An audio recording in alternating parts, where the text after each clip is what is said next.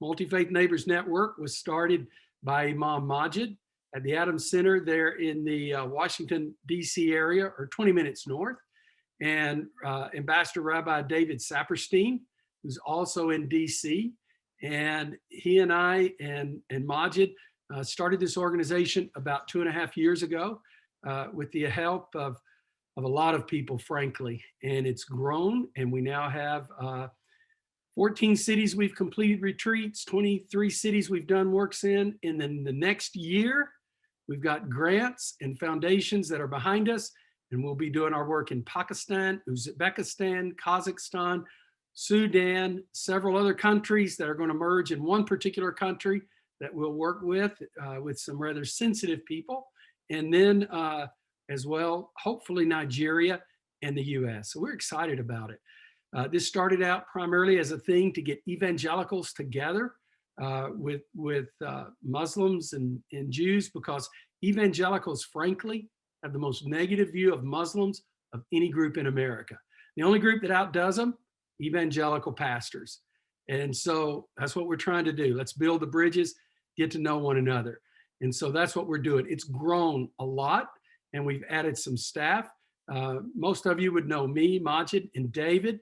You would always recognize Daniel. You get emails from Daniel. He helps us all over the place. And Josh Tate, you would recognize Josh, who does all our communication. But we've brought some new people on. Micah is pretty much doing what I've been doing, and we'll be working in the States and around the world. Excited about that. And then Huri has come on our staff, and we're excited about her and Essa. She's going to work with women, making sure that they're mainlined, streamlined into all that we're doing. We have somebody else we can't introduce on this call. There's some things they're working out, but we'll be introducing one more other person. And then Steve Grand. I don't know if Steve Grand is on the call or not, but if you are, you can wave Steve. Dan is looking for him. Steve worked with Brookings and then Atlantic Council, and he's been our mentor as we've started this thing off. And so we're excited about that. So that's kind of who the staff is, what we're doing. And so at this time, we're just going to jump in and get going. Magid, you want to bring some greetings to everybody? Thank you, Bob. And you and Daniel have been holding really this organization on your shoulder for a long time. And my dear friend, Rabbi David Saperstein, whom I traveled the world also with. But I would like to thank all of you, but also I want to thank our speakers for honoring us this afternoon. I'm very excited about this work. This is the right time to do all of this. It cannot be the better time than this time. God bless all of you. Thanks, Magid. And Rabbi Saperstein, you want to bring some greetings to everyone? Well, it's always good to be with people. I'm particularly looking forward to this, to hearing Christine Caine and Dalia Mogahed and A.J. Levine are both longtime colleagues here, and we've got just such an extraordinary cast here. I'm delighted to see Josh Dixon also here. We're gathering in the work that you are doing in communities all across America, an extraordinary moment, a transition of administrations. Here, whatever was the case with the last administration, it is focused on one slice of the religious community. This administration represents a long time track record in terms of being interested in a broad diversity of engagement with the religious communities of America. A president who is deeply religious in his own beliefs here, and an administration that will value your work that you're doing in communities all across America as representing their efforts to cross ideological lines, to cross religious lines, to bring America together, to heal. And that's what this is all about. So all of that is to say, we could not be gathered at a more appropriate time. You could not be involved in the work you're involved with in a more propitious and hopeful time with the daunting challenges that we face. Josh Dixon, who we'll hear from in a minute, was absolutely indispensable in shaping how those values were played out during the campaign, and is doing so as this administration is shaping up here. And I'm really thrilled that he's with us as well today. So I look forward to working with all of you in the months and years to come. Thanks, Ambassador Saperstein, Rabbi Saperstein. Appreciate that. And we are excited to have Josh Dixon. He, I don't know what his title would be, but he was religious outreach during the transition and during the campaign. And it's my joy to get to visit with him on different occasions and explain to Josh that there's Democrat, Republicans, and some of us try to even keep it secret because we love everybody and we want to work with everybody. This is, I was on a call today and somebody said everything that deals with religious freedom should be not bipartisan, but nonpartisan. And I thought, you know what, that's pretty good because the whole idea is that this goes across all the channels. So Josh, I want to thank you so much for coming. And I know you're a busy man. We don't want to hold you too long, but I want to turn it to you and bring us some greetings and just tell everybody hello. We're excited that you're here. Thanks so much, Bob. Really appreciate y'all having me, and thank you to Ambassador Saperstein and Imam Magid. It's great to see you all. It's great to see so many friends. If I haven't met you, I look forward to meeting you all in the near future.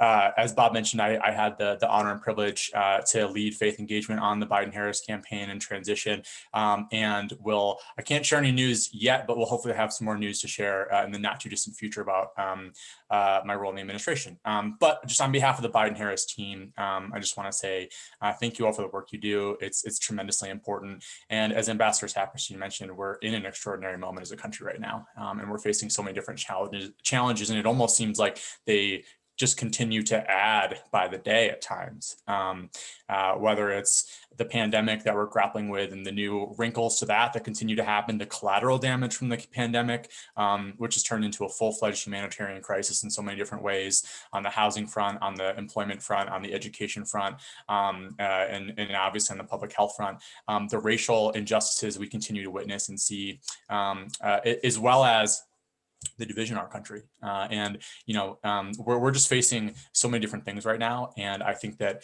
we are at this really important inflection point. We talked about this in the campaign all the time. If any of you attended any of our calls or any of our events in the campaign, we talked a lot about how it was an important inflection point. And that is even more true today than it was when we were doing that. Right now, I think in the midst of these challenges, I am really fortunate to sit in a place where I have a chance to talk to a lot of religious groups, leaders, people from a tremendous, diverse array of backgrounds. And I will say that despite what we hear and see in so many different ways, shapes and forms about the division in our country, I actually think that we are at a really important moment of opportunity as well. And one of the things that I have just seen and heard from so many folks across the aisle, because in my role, I have a lot of conversations that are on the record and a lot of conversations that are off the record. And a lot of you have been a part of various types of those conversations with us.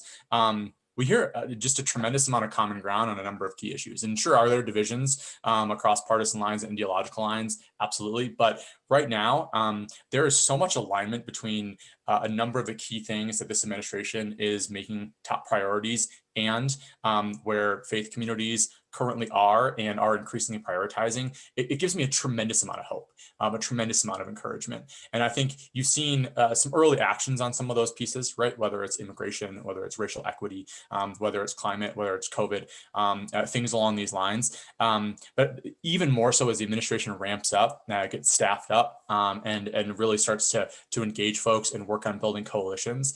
I think we are at a tremendously important moment for what religious and interfaith engagement and collaboration and partnership looks like.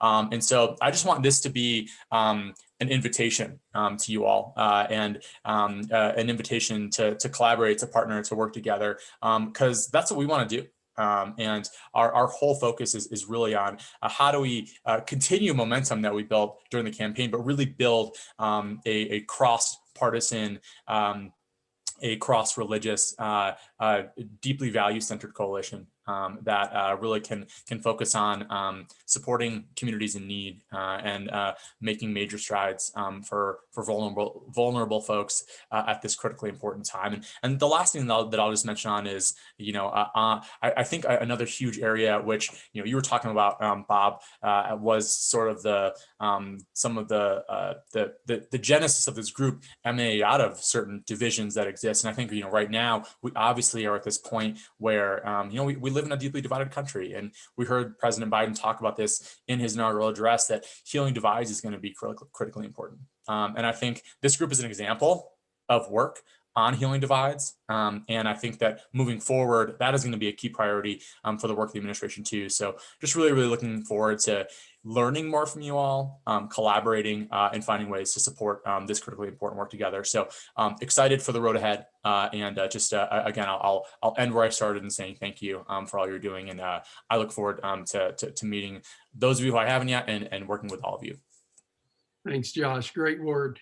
And if you don't mind, communicate to President Biden and his administration. We loved his speech, regardless of what party. I mean, his inauguration speech and the tone and the tenor has been good. And we're not always going to agree, but we're all sure created in the image of God and value one another. And so we want him to succeed, because when he succeeds, we all succeed. So thank you so much, Josh. I appreciate you being here. All right, here we go, ladies only. And we're gonna have some fun. I first met AJ at a gathering with evangelicals and Jews. She was incredible. I mean, she was just rocking my world. And I just thought, I've never heard of this lady. Well, I've not heard of this lady. And she's talking about stuff, and all of a sudden it hits me. And she's talking about Jesus and Christianity and the New Testament. And it didn't click for a minute. She's Jewish. What is going on? This is a Jewish scholar of the New Testament who's not a converted Jew. No, she is a Jew through and through. And I started reading her books, tried to get her to come to our church. We've not succeeded yet. And I've read them. This just came out. Yeah, it's brand new. And it's called The Bible With and Without Jesus. Now, AJ, I'm going to take mine with Jesus, if you don't mind. But I've already jumped into this book, and it is an awesome book. And I love her stuff. And already my wife's pulled it out of my hands a time or two, said, what is that, Bob? What are you reading? What's that about? And so, AJ, I want to know, take about 10 minutes. What do you do, and how does your faith inform you? And if you want to challenge some of the guys on the call, feel free to. It's all yours. Oh, I wouldn't want to put anybody at a disadvantage. Okay, so hi, nice to meet you all. I'm AJ, because when I was in graduate school, way back when Noah was still on the ark, I wasn't getting the mail that my male colleagues were getting, and one of my faculty members said, go by your initials and see what happens.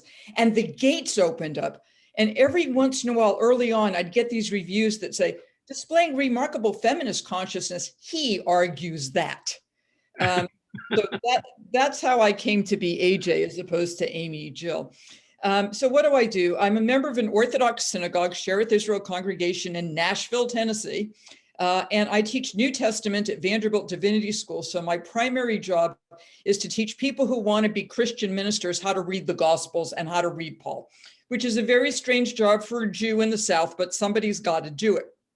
What I can do is I'm very well aware of all the ways that Christian preaching and teaching has misunderstood Jesus' Jewish context, right? It's like suddenly at the baptism, he becomes a Christian. All that Jew stuff goes away. No, all that Jew stuff stays there. And one of the ways that I think Jesus becomes so powerful, I think he's fabulous, and I don't worship him as Lord and Savior. So what I can do is say to folks, look, if I think he's fabulous, listen to him through first century Jewish ears, because I'm an historian and I can do that. I can tell you why people are paying attention to him in the first place. And it's not just all about salvation and miracles. It's about ethics and parables that help people determine for themselves their own ethical center and their own priorities. So I think he's a fabulous teacher. And I think it's really too bad that we don't get to talk about him in the synagogue, because we talk about other people in that tradition. If we can talk about Martin Luther King Jr., and if we can talk about Gandhi, why can't we talk about a fellow Jew who is like, really into his Judaism? And at the same time, I'm very well aware of how mischaracterizations of Judaism at the time of Jesus, or back in the ancient period, the time that the church would call the Old Testament, the synagogue would call the Tanakh, or Jews through the century, how when Christians and Muslims and others do not know us, all sorts of awful stereotypes come in, and the Christian tradition gets deformed and the Muslim tradition gets deformed. So how do we begin to understand each other? One of the reasons that Mark Brettler and I wrote the Bible with and without Jesus, it's not Bible with or without Jesus, is to say that when we read the same text, when Jews read Genesis, when Christians read Genesis, we're going to see very, very different stories. And the Christian is going to see Jesus on every single page from the beginning of Genesis to the end of Malachi, which is the Christian canon. And the Jew looking at those same books from the beginning of Genesis to the end of 2nd Chronicles, Jesus isn't there. So what is it that causes us to read differently? How do we then have conversation? What do we do to hold on to our own tradition rather than default to some sort of lowest common denominator? And I'll sing Kumbaya or Hine Ma Tovu Manayim Shevet Achim Gam Yachad, which is, how good and pleasant it is when siblings dwell together. We hold on to our own tradition. We don't sacrifice it on the altar of interfaith sensitivity, but we realize, his reading makes sense. Her reading makes sense. And then we get to know each other better. Because I really do think if we're going to engage in interfaith work when it comes to questions of social justice, that it's not enough just to agree that we have a common cause here. If we really want to love our neighbors as ourselves, or to love the stranger who dwells among us because we were strangers in the land of Egypt, we need to know something about our neighbors, which is to know what their scriptures are, and then even more how they interpret that scripture, because you can't look at Leviticus and figure out what the Jew down the street is doing. And God forbid you'd look at 1 Corinthians and say, oh, that's what they're doing at First Baptist. So how do you get to know each other? And for me personally, because of the work that I do in New Testament, how do you read that not only as Christian history, but also Jewish history? Because it's not as if Jews and Christians went their separate ways on Easter Sunday. They continued to be together. The earliest followers of Jesus are all Jewish. They're all practicing Jews. What got lost in that separation, and what now in that conversation together can be gained, and what happens when we bring in other parts of the tradition that split off into different branches, including Islam? What happens when we get to know our neighbors better? So that's what I do. I'm a Jew who thinks Jesus is fascinating, who learns a lot from him, occasionally argues with him, and spends her life reading the Gospels and Paul, and on occasion Hebrews and Revelation. Is that kind of what you wanted? That's good, AJ.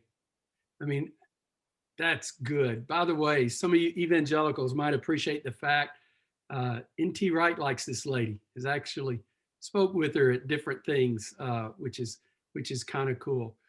So AJ, talk to me about a sense of fulfillment in what you do, as a sense of how your faith informs you day by day. This is a pretty radical thing that you do, as many Christians would see it. And as many Jews would see it too. Why couldn't you just, go be a rabbi and work in this? I'm basically a very pessimistic person. So I expect the worst of everything, right? I'm going to wake up and I'm going to be sick, and my friends are going to be sick, and my students aren't going to get their papers in on time, and the car's not going to start. I mean, I expect really bad things to happen all the time. Consequently, I'm invariably delighted when good things happen. So that's probably the way I was raised. I have dedicated my life to trying to keep Jews from bearing false witness against Christianity and Christians from bearing false witness against Judaism. And every time I look at my email, somebody sending me a column of some Christian who had said something that was really unfortunate. I mean, this morning I was reading about some politician in Lithuania who blamed the Holocaust on the Jews on, International Holocaust Day. Not a terribly helpful comment. Or people send me snippets from sermons.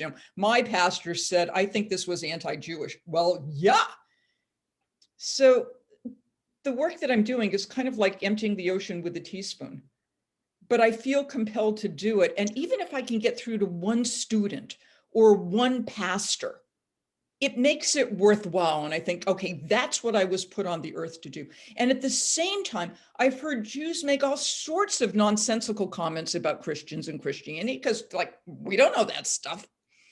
I had an aunt who once said to me when I first started studying this material, something along the lines of, why are you looking at the New Testament? Why are you studying that hateful, anti-Semitic, disgusting book? And I said, have you ever read it? And she said, no, why would I read it? And I thought, well, that's just ignorance. All scriptures have problems. There are passages in the scriptures that Jews and Christians share that I'm not a big fan of. I mean, parts of Ezekiel, they make the woman in me just cringe. Comments about holy war make me cringe. I'm really glad I'm part of a tradition that allows me to wrestle with those texts. And there are parts of the New Testament that make me cringe. There are parts of the Quran that make me cringe. But what gives me the ability to go on is knowing Jews and Christians and Muslims who say, yes, that's what our texts say, but here's how we interpret them. And here's how we take this move away from holy war and toward peace. And here's how we take this move away from, let's just look to ourselves, but let's look to the stranger who dwells among us. Or as Jesus would put it, let's look to the enemy. Let's look to the people on the outside. So I'm fascinated by the text. What allows me to keep going is the faithful people who read those texts and hold them as sacred scripture, but still engage with them as we talk about in Judaism, wrestle with the text as Israel is to wrestle with God, to make sure that we come up with a message of compassion and wholeness and justice, rather than something along the lines of bigotry, and if I'm right, you must be wrong. And a sense of openness in that we're all kind of unfinished products, waiting for the Messianic age to break in, or the world to come, or the kingdom of God. And when all that happens, then we can sort it all out. Actually, I think that when the Messiah comes, she's going to confuse everybody, and then we'll stop worrying about this. But how do you work together in the interim? And how do you use your scripture and your faith tradition to inform you as to how you do that? You make me laugh. AJ, one question I'm curious about. What do you like most about Jesus? If there's one thing, just one thing. Oh, that's a hard question. I like his stories. I think his parables are the best ethical education tool, because Jesus is wise enough not to spoon feed his followers. They're adults. And what we've done is we've made these parables into children's stories. And then, of course, as soon as you're over the age of 12, you kind of forget them. But if you listen to these stories as adults, they work on you. They certainly work on me. And they make me more ethically aware. I think he's just brilliant. And why not? He's a good Jewish storyteller. I mean, he knows the system. Good. I mean, AJ, that's incredible. And I do want you to work on David Saperstein. I've been trying to get him to read the Gospels. Help me out. Help me out. David is a very strong-willed rabbi, and David will do what he wants. So far be it from me to try to convince him of anything, although I will on occasion nudge. You're on a roll, Bob, today. No, I know. I'll stop. I love you, David. All right. Google AJ. You don't know who she is, you're going to go crazy. Jonathan Sacks, many of you know, rocked my world, became a friend. I wound up reading all of his books. I love his, even his commentaries on the Old Testament. I read them. And AJ is going to do the same thing for you with the New Testament. It's going to help you see things through the eyes. It'll make you a better Christian pastor. That may sound crazy to you, but I'm telling you, it will. All right, we're going to shift gears. I am excited. Somebody that I've admired and followed over the years, watched him on television, Christine Caine. She's got an incredible story. We could sit here all day long and just hear her story, how she was raised, the diverse family she was raised in, the challenges she faced. But what's incredible is through all the brokenness and hurt in her life, she has one of the top organizations to push back against human trafficking in the world. Wins awards from the United Nations, the US, all over the world. And God's used her in a profound way. And what I like about her is She works with a lot of non-Christians. She works with secular governments. So it's not, I'm this Christian here to show y'all how to do it. It's more, I'm this follower of Jesus who comes in the name of Jesus to serve. And man, I'm grateful that you would do this, Christine. So I'm going to ask you the same question I asked AJ. What do you do and how does your faith inform it? Well, hi, everyone. I'm so honored to be a part. AJ, I was ready to run a lap in this office listening to you, man. I was just like, I'm like texting my husband, order every book this woman has written. And so I'm just like on fire. So as you can all tell from my accent, I'm the closest to the Queen's English out of everybody. And so this is born and raised in Australia. I live here now in America, in Southern California with my husband and 2 daughters, but I am Greek Australian. My parents were born in Alexandria in Egypt. And so in our home, Greek was my first language. I didn't speak English until I was 5. And when my parents did not want us to understand what they were talking about, they would always speak Arabic or French or Italian like you did when you came from Alexandria. So in my home, Middle Eastern culture was part of just who we were. And my parents came after King Farouk in the late 50s. They came to Australia, but they grew up in Alexandria living with, Muslim people and with Orthodox. We were Greek Orthodox, but Coptic Orthodox and Jewish people. Everyone was there. And so we were, of course, marginalized in Australia because Greeks and Italians were very marginalized. So I grew up kind of in a little Greek echo chamber. To be Greek is to be Orthodox. And so I really didn't have much to do with Protestants until I finished high school. And so let me just jump ahead and then I'll work in a little bit backwards. But I was speaking at a women's conference in Thessaloniki, Greece in about 2007. And I was standing at the carousel waiting for my bags to come. And as I was waiting there, I saw all of these posters of these missing women and children. And of course, because I could read Greek, I would see the word missing, missing, missing. And it was just this disproportionate amount of missing people. And I wondered, I'd been to Athens and to the Greek islands, but I had never been up north to Thessaloniki. I thought, what is going on in Thessaloniki? Like, are people being kidnapped? Is something happening? And I called my friend who was running UNICEF in Copenhagen. I said, what is going on here? And she went on to tell me that these are the alleged victims of human trafficking. Now, this is 2007. To which I said, what do you mean human trafficking? She said, Christine, it's modern day slavery. I said, there cannot be slavery. We've had the Emancipation Proclamation Act. We've had I'm like going, I can't actually even believe this is in the world. I mean, I'm embarrassed that I'm saying this now, but I didn't even know it existed in 2007. But what really moved me is as I was waiting for my bags, I was 40 years old at the time. And I had just had my second daughter, Sophia. And as I was waiting as I was looking at these children, I was looking. And then all of a sudden I saw this little girl and her name was Sophia. And this is the only way I can explain it. In that moment, I went from looking at someone else's missing child to seeing my own daughter. And, when you look, you can look away, but when you see, you can never unsee. I mean, it just changes everything. So that was what led me to call my friend, find out a whole lot more about it. Now, for me, I grew up in Sydney, Australia. And when I was 33 years old, I got a phone call from my brother, George, because, you're Greek, your brothers are George, Con, Nico, Spiro. So George calls me and he's like, Christina, I just got a letter from the government. It says that I've been adopted. Now, when he told me that, I thought he was joking because, when you grow up, you never think your siblings are your siblings. You think you're adopted. But anyway, when they tell you they are, I freaked out. And I said, George, they've made a mistake. Call them and tell them they've made some kind of error. He calls me back about 10 minutes later, weeping.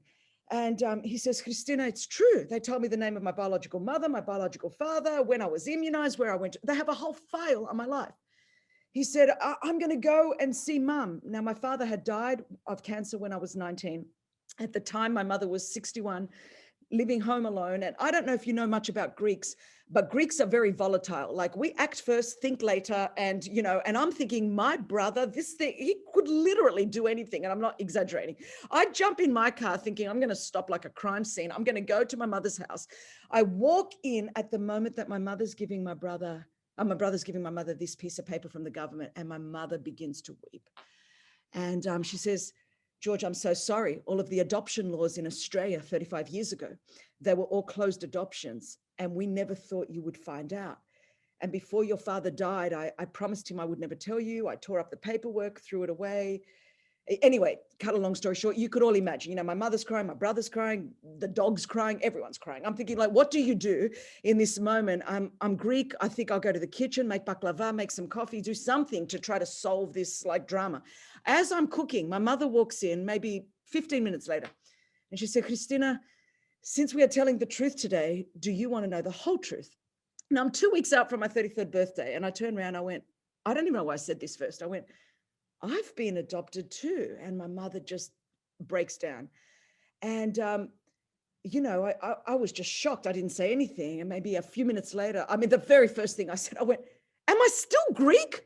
And I thought, I was called so many names at school for so many years. So I wanted to know there was a reason for all of that persecution for decades. I went, am I still Greek? And anyway, it was like a long story. This is why I'm telling you all of this.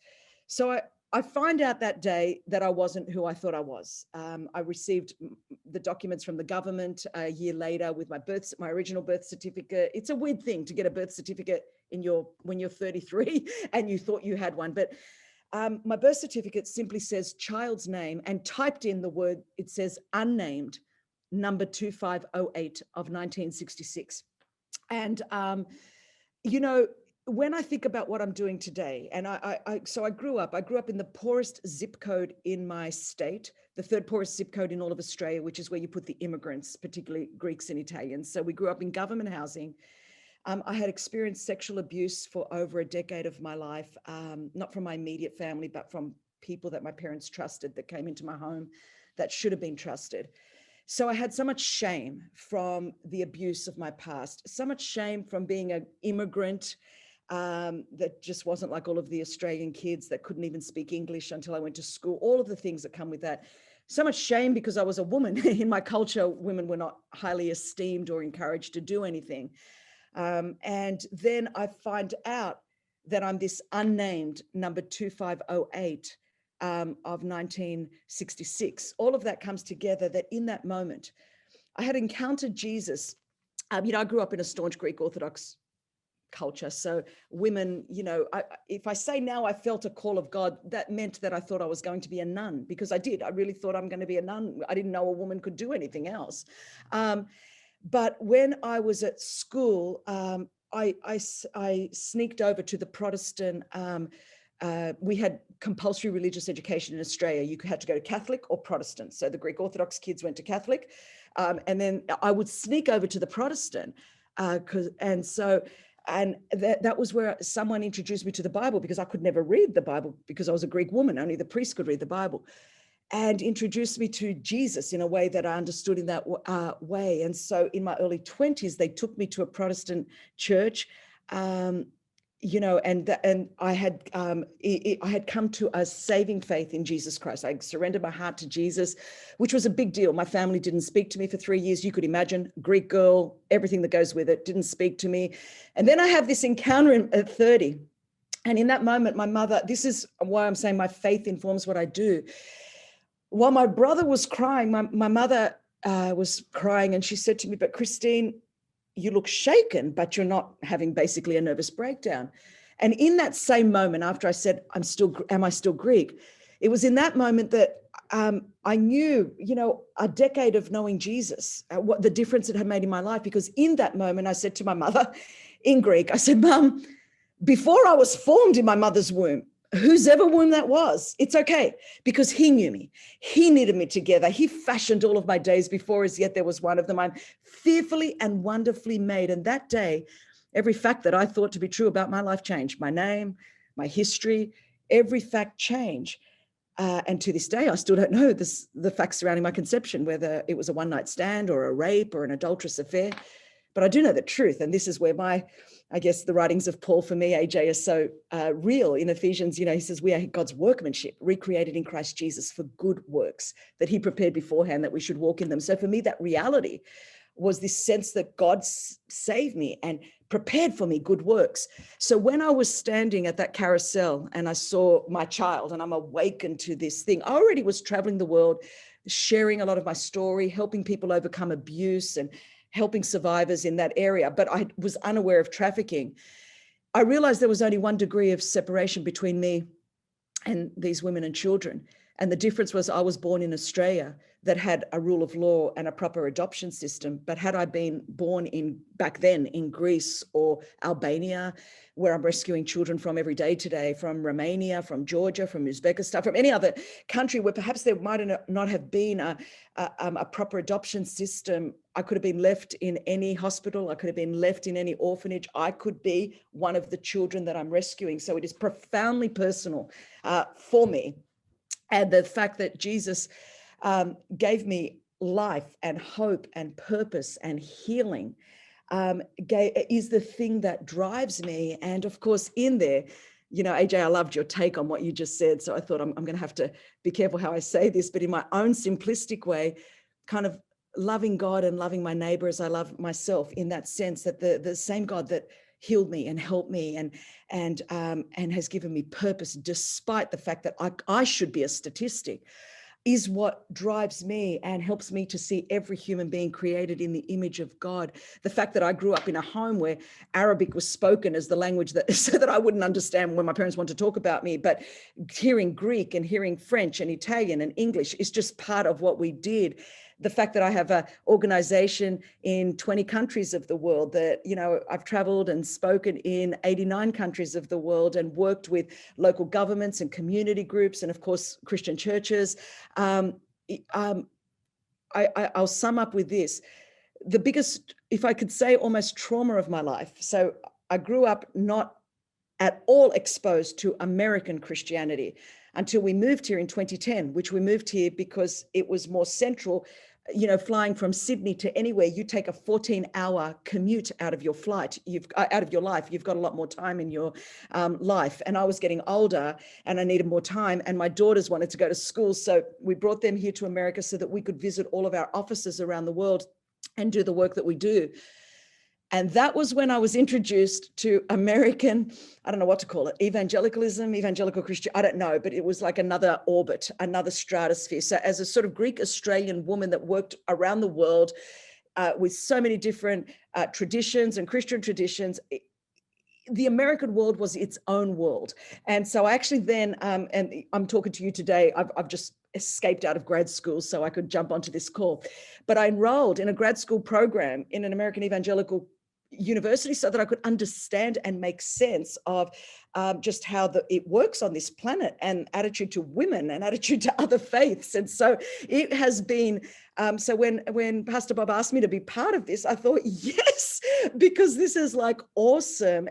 For me, it was just very, very surreal. The attitude to women, attitude to politics, the division, the chaos, what I've just lived through in these last 2 election cycles.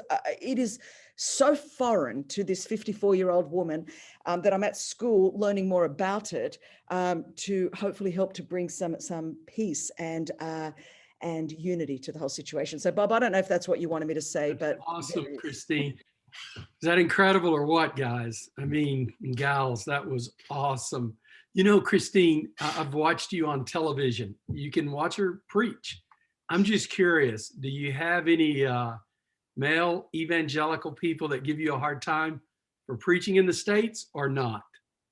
Not to my face anymore. I think they might fear me, but no, it's the good news is that I sort of came in at a different orbit. Oh, I'm sure they do. I'm sure they probably got some with like voodoo dolls and they're sticking pins in, because I would be like the Antichrist to them, I'm sure. But by and large, those kind of naysayers, I would be their worst nightmare. I'm sure. That's awesome. But let me just say this. And it's so fun talking to you guys, and Christine and AJ the same way. just to have conversations. That's what we're about, Multi-Faith Neighbors Network. And let me say this also, I always tease Magid and David, and they always tease me. And AJ, I was just giving David a hard time. He is highly respectful of No, it's just Christianity. fun to give David a hard time. Yeah, Just I know, admit it. but I got to thinking there may be people on this call, they don't know. David and I travel the world together. And can I just say this? Some of you, we've got a few visitors, you may be going, this is so strange, but there's not two men I love any more than David and Magid. I love them deeply. And we have deep conversations. I mean, deep conversations, and it matters. But when you're friends, you got to have fun together. And I'm grateful for them. All right. You're going to hear from a third lady. And I've known Dalia Mogahed longer than anybody. And what happened was when I began to work with Muslims in 2002, I was scared to death. And I was going to Afghanistan. And that was my first introduction to Muslims. And so I thought I better learn something. I didn't even want to go. Too long of a story, tell you some other time. But I went to Barnes and Nobles and I went up to a shelf with books on Muslims. And there was this one book called Islam by John Esposito, and I bought it. And I then tracked him down and I called him. And so I got to know John many years ago, and I love him deeply. And through John, I met Dalia. Dalia's brilliant. She's the first, frankly, you may not know this, Dalia, you're the first Muslim lady that I'd ever met. I remember thinking, now, am I supposed to shake her hand or not shake her hand? I was paranoid. I thought, I'm going to do something bad. She's going to get upset with me. But it went good. And I listened to her talk, and it was incredible. She does all this research and has been top leader at Gallup and now has her own organization. She's not just a lady who does stuff. She's very much a lady of depth and of understanding. And I'm just grateful that she would be here. I know, Magid, she's here because of you more than me, but I'm grateful, Dalia, that you would do that. And Dalia has a phenomenal story. And so, Dalia, I don't know how much of it you can share, but just take a stab at it and talk about what you do and why you do it, and give us just a little bit of your background. Thank you so much. I'm honored to be among you, and going after Christine is quite difficult because her story is hard to top, or hard to even come close to. But we do have something in common, because I was also I have a connection to Egypt. I was born in Cairo, not in Alexandria. And I moved to the United States when I was 5 years old. So we both immigrated around the same time to different places. But in my case, it was to Madison, Wisconsin. And my parents were there to pursue their graduate school studies in engineering. So I grew up in Madison, and I guess, my whole life I've thought of myself as a person who was on a quest, a truth seeker. I grew up in a very, I guess, religious household, but not really. My parents were certainly practicing Muslims, but they really emphasized, before anything, education. Education was sort of the oxygen of our household, and we were all encouraged, me and my two sisters. It was just a house of sisters, and my dad and my mom, really encouraged to excel academically. And so what I started to do, I attended public school in Madison. For anyone who's not familiar with Madison, it's a very, very progressive city, it's a college town, but known as sort of the Berkeley of the Midwest. And that's the kind of context that I grew up in. I had not met a Republican until after I graduated from college and moved to Cincinnati. I'd never actually met or spoken to a real Republican. So just imagine that kind of an upbringing. And so social justice and liberation theory was just what I knew, and it was everything I heard and grew up with. And I remember finding a book when I was 15 years old in my high school library that really surprised me. It was about a civil rights leader who was a Muslim. And I was always fascinated by the civil rights struggle. I identified with its ethics and its goals, but I felt like as an Egyptian girl, it had nothing to do with me in that I had no connection to it. I was observing it. And when I saw this book, I was surprised to find that, you know, my faith had a part to play in this struggle. And of course, it was the Autobiography of Malcolm X. And reading that book really changed my life. It was a pivotal point in my life where I went from being a Muslim in America to being an American Muslim.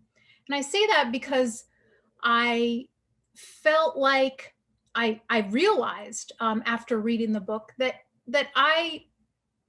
my faith informed these struggles for liberation and justice that I was so drawn to, that there was a connection, that there was a reason why I was so, that these things resonated so much with me. And it was after reading the Autobiography of Malcolm X that I started to read the Quran for myself, by myself, and really think about it and reflect on it in a way that wasn't, you know, just simply going to Sunday school or memorizing surahs because I had to, but as a teenager, as a social justice advocate, as a feminist, now reading the Quran, because I was so inspired by the life of Malcolm X. And it was during this 2-year process of reading the Quran that I really, I wrestled with it. You know, I wrestled and I reflected and I doubted, and I ultimately believed, and believed deeply. It was through this process of wrestling and questioning that I came to conviction. And so at the age of 17, as a part of that, I decided to start wearing hijab, which is my headscarf, as I think all of you know.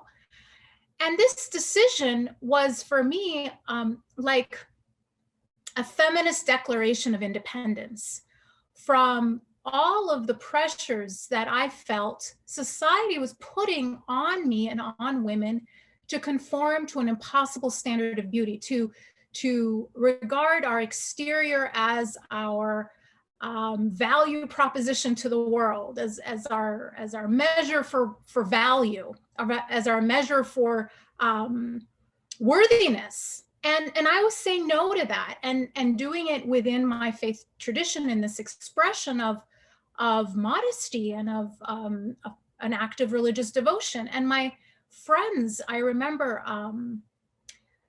you know, of course they didn't say it to my face, but I heard what they said. And what one girl said about me was, I don't know why she's oppressing herself.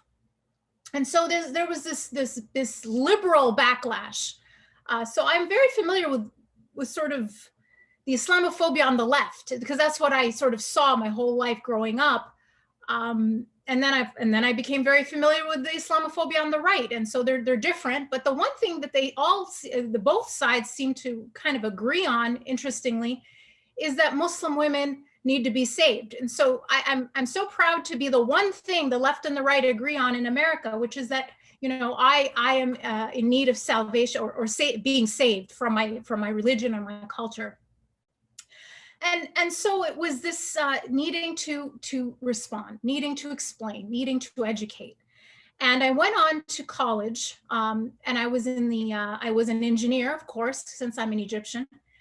And I was a chemical engineer. So my school, the University of Wisconsin, was a very competitive program, and engineering was one of the most difficult majors. And then within the engineering school, chemical engineering was the worst of them. And so it was a very stressful, hard major, and very few women were in this were in this college at the time, and I think that's still the case, unfortunately.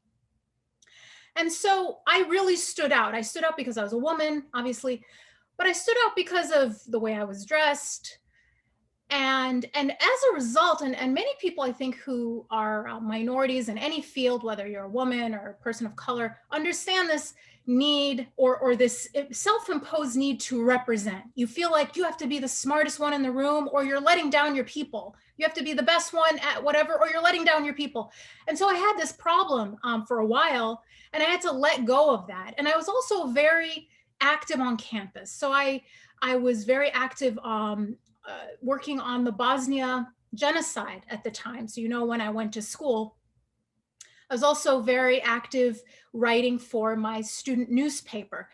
And more, I just had this need to build bridges and to educate, because I knew who I was, and yet I was facing so much misunderstanding in a lot of different ways. And I graduated from college and started a job in corporate America as an engineer, and was living the Egyptian American dream in some ways, and got married and had my son Tariq. And then one day we were moving to start grad school, and we had everything packed in the car, and I looked up. It was 8 o'clock in the morning. We were watching the news and getting ready to drive across middle America from Cincinnati to Pittsburgh. And the shock and horror of planes going through buildings, right? It was September 11th, 2001. Probably the scariest moment that I can remember. And so the horror of the day, the horror, then the rage, and then the fear, and all of them happening at once, because we didn't know what would happen. We didn't know how people were going to respond to a visible Muslim, right? So we decided to postpone our trip till the next day, and we drove the next day to across, mostly rural Ohio, on the day after 9/11, and we had an infant in the car seat, and we had to stop for gas, but we didn't stop other than that, because we were frankly not sure. We were afraid. We were scared of what would happen, and so we stopped for gas on that day. And I remember I sunk down into the car so that I wouldn't be visible from the window when my husband was pumping gas, and it was the first time in my life that I was afraid for someone to know I was a Muslim. And we arrived in Pittsburgh, and it was on a Wednesday. And then that Friday was the first day we would be going to Joma, to our Friday congregational prayer. And there were a lot of alerts that we were getting over emails saying, from different civil rights organizations, different, security organizations, that were saying it's not safe. It's actually not safe to go to the mosque on that Friday. It might be a target. We just don't know how people might react. And it wasn't paranoia. Now I want to explain. People were being taken out of their car and beaten up that week. My friend who attended an Islamic school actually had a bomb scare and had to be evacuated that week because someone had called in to say that there was a bomb in the school. Mosques were being burned down. So it was not a paranoid kind of alert. There were real problems that week. There was one cab driver had actually been killed, and he was in fact a Sikh person and not a Muslim.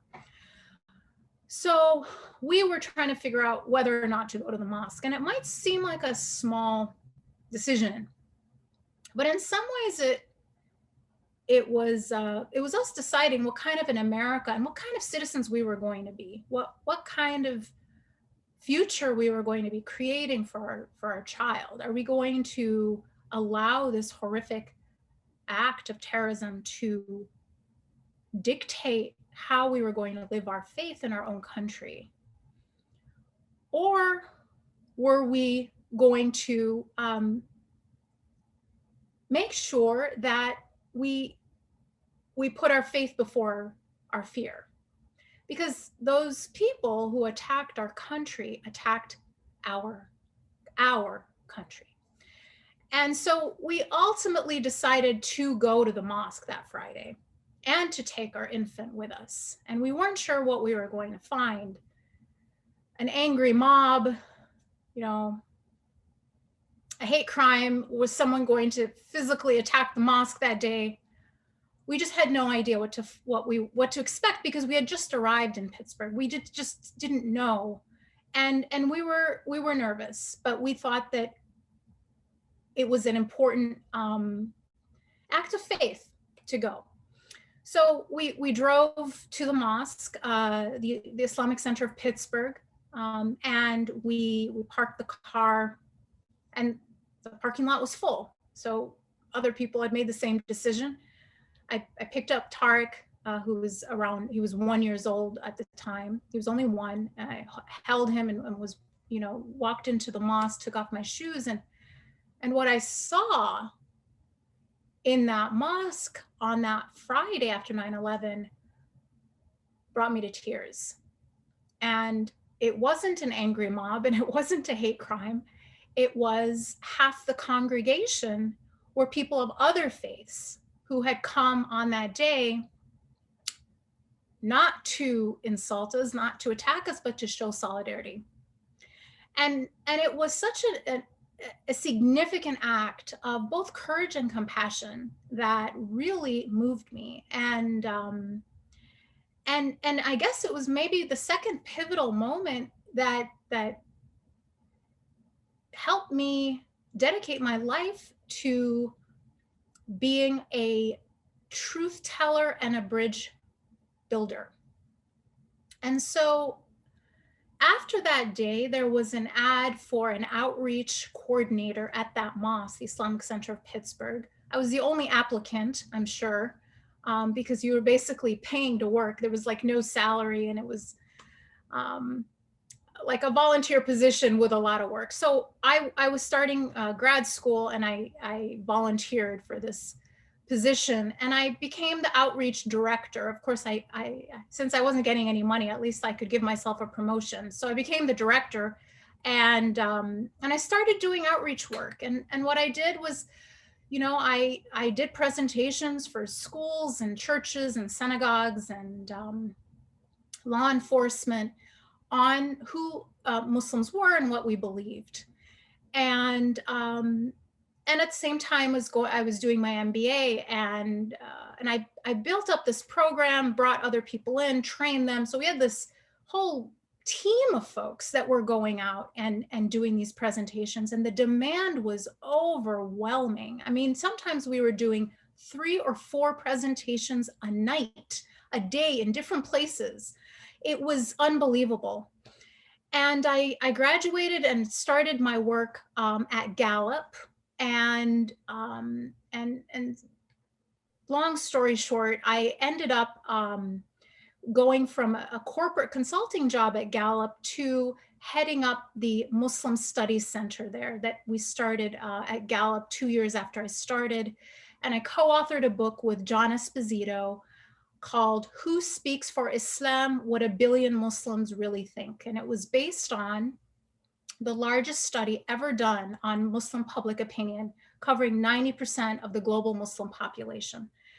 And I was able to bring that passion for both science, I'm still a scientist at heart, and bridge building together into a career, and was able to travel the world and teach and engage audiences of all kinds, from heads of state to just, you know, classrooms everywhere, on empirical research. This is what I love about this work, is it's truth telling in its, in its purest form, because what I'm doing is presenting public opinion research that has been collected in a scientific, representative way to just allow ordinary people to speak for themselves, to democratize this debate, to not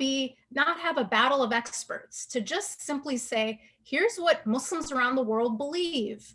Here's what they think about democracy. Here's what they think about women. Here's what they think about Western civilization. Here's what they think about violence or violence in the name of religion. And you don't have to take my word for it. It's a Gallup study. And if you are interested in this, that's what the book, the book is called Who Speaks for Islam? What a Billion Muslims Really Think. Today, I direct research at the Institute for Social Policy and Understanding. It's a think tank that's based in Washington, D.C. And instead of focusing on the world, I focus on American Muslim research. And what we've been doing for the past 5 years is a study, is an annual survey, an annual poll of American Muslim, American Jews, American evangelicals, American Catholics, Protestants more broadly, and non-affiliated people. And we ask every single group the same questions. It's the only survey in existence that takes all of these groups, brings them together for one survey, and compares across in a systematic way, year to year, what all these folks are thinking and saying, and their views of our country, their views of each other, which is very interesting, very fascinating. And unfortunately, what Bob said is true. Evangelicals are the most likely to hold negative views of Muslims. What's interesting is Muslims don't actually reciprocate those negative views toward evangelicals. And I think that's an important point for folks to know. The people who have the most positive views of Muslims are Jewish Americans, and that might surprise some people as well. And again, now that is reciprocated. Muslims also have the same percentage of Muslims have positive views of Jews as Jews have of Muslims. And the one group that has improved their views of Muslims over the past 5 years, no one else has, everyone else has sort of remained about the same, has actually been Jewish Americans.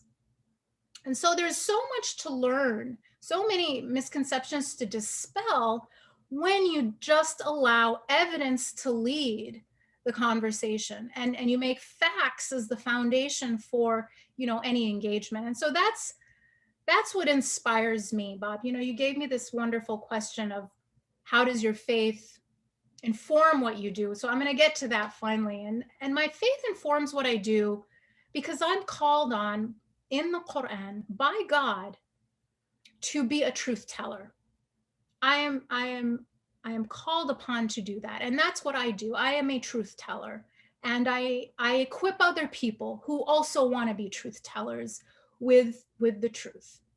Thanks, Dalia. Daniel, would you mind putting over in the box, the chat box, her website, if you don't mind?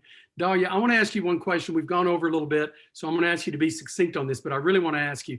I want us to do a report where we evangelicals are doing better than Jews and how we treat Muslims. I can't stand David shaking his head, being excited about that. I've got to outdo him. So help us put that together. I'm just harassing you, David. But here's my question, Dalia. All of us dream on this call of changing the world. So as a Christian, I dream of changing the world with the message of Jesus, making it a better place.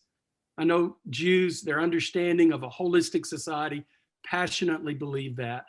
Most Christians don't understand that the whole concept of the kingdom of God that Jesus preached is from the Hebrew scriptures and the Jewish understanding. There's no one who wants to make the world a better place more than Magid and many of the Muslims I know. So most of us, it's a dream. It's something we all do our part. But maybe on this call, there is no one who's done more to shift the way the world thinks around the world than what you've done with your research. I'm just curious. How does it make you feel to know that you've made a measurable difference in the world? It's just not your passion, but more than your passion, you're making a difference far beyond your life. How does that feel? Well, thank you so much for those generous words. If that's the case, it's incredibly humbling, and I simply feel that I'm being used by God. This is a huge privilege because I need this work. The work doesn't need me. It would be done by better people if I weren't here. This is absolutely about me. This is my path to paradise, and I'm very privileged to get to do this work, and that's what keeps me going. Thanks, Dalia. Hey, guys and gals, have y'all enjoyed this today? It's pretty incredible, isn't it? So we'll be back in a couple of months. You've got some suggestions, something you'd really like to do. Already had someone talk about they would love to have some talks on civility. And we got a guy down here named Scott Sauls, who's a Christian who actually does that. Somebody else had mentioned prayer and spirituality. How do you find spirituality in your faith? I don't care what it is. But if you've got some suggestions and some people, then we want to encourage you to do that. Dan, is it possible for you to put her website over in the chat box? It says disabled. So if you could. Bob, I see Rabbi Gibson raising his hand. Okay. I just wanted to say to Dalia, I was there that Friday after 9/11 because it happened on a Tuesday, and I was part of the interfaith community. On this call is Imam Khadir Gunduz, who spoke the sermon at that service and told everybody to breathe. He told everyone to breathe and walk away from their television and to start relating to each other. And I worked extensively with Farouk Husseini, may his memory and name be a blessing, on doing interfaith outreach work, Jews and Muslims together, because of the fear that 9/11 provoked in people. And I want to thank you for your work, but just as somebody was with you at the Islamic Center of Pittsburgh that day, to acknowledge that. Thank you. Thank you, Rabbi. You know, this is why we meet, guys. So we disagree. AJ and I disagree about Jesus. But let me tell you something. We do not disagree on our values, because it was the truth of the Hebrew scriptures that was the values that were brought into the New Testament. And I know some people may freak out over this, but the truth of the matter is those same values are present in the Quran. And we can meet around those values. And we live in a public square where we all exist. And frankly, as an evangelical Christian, my view is we ought to be the most loving at all. Conservative in our faith, liberal in our love and in our service. And that's why I love working with David. He's that way. That's why I love working with Magid. He's that way. And we might not can change the whole world, guys and gals, but we can change the worlds we live in, the cities that we're in. And if we come together, oh my gosh, it is unimaginable the good that could come from us working together. Amen.